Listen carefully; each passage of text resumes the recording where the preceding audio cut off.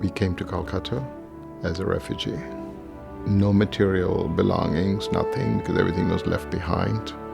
They had to start afresh, and grew up in long ration lines because food was short.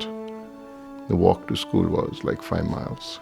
So the emphasis was just studying and accept people, accept your friends, whatever color, because color is only in the eye of the people. He said God has no color, religion has no color. So you will go to a school that is diverse. Did extremely well, met Mother Teresa through school activities, worked with her, touched by her, moved to Arizona 12 years ago. And then we wanted to build this center because we felt there was need in Arizona for a cultural center like this, which is nowhere in the world. And then we chose Apache because I came from inner city background. People said no because it was crime-ridden, very run-down, blighted neighborhood of Tempe. Why Apache? But I knew we could make a difference in our small way. He's always giving back to the community. He's always paying it forward. He looks around and he looks at each person and says, how can I help? What is the need here? And what can I bring to this person? He helps everybody that comes by. And even when I was ready to close up and leave, he told me to go ahead and hang around a little while longer. It may pick up.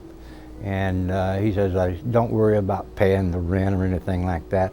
He says, we'll take care of that. And this is why I stayed with him as long as I did, because I would have 4 or 5 years ago been gone.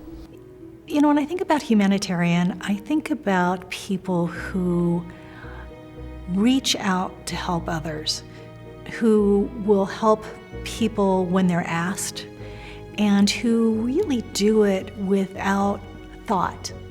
And that's what I've seen with Raveen. He gives, and he gives from the heart, and I think that's what a true humanitarian does. He loves Tempe, absolutely loves Tempe. I mean, he thinks this is the greatest city in the world, you know. I mean, he's always, you know, involved in something in the community.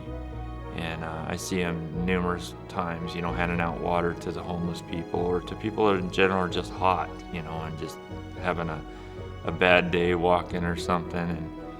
And he'll give out free meals, you know, numerous times I've seen that as well. So, and he helps out a lot of his employees with getting them cars, getting them apartments, or, you know, and helping them get on their feet. I went to the school because I cannot afford to pay mine. So I went home that time. I was just like, so many things comes into my mind, like thinking of giving up, like I'm not gonna go to school, I'm gonna go back home. I come to work in the evening. He always asks me like, are you okay? So that time I told him like, I have problem with my school fees and stuff. I'm thinking of going back home. That time he just like pull out his wallet and pay the rest of the thing.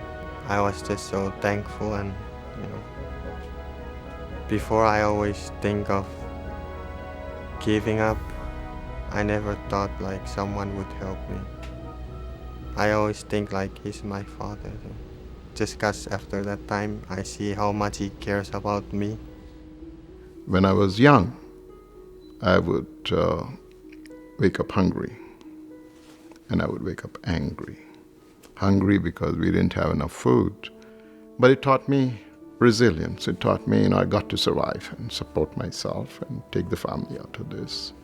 But 68 years later, I still wake up hungry. But now I'm hungry to do every day, help somebody.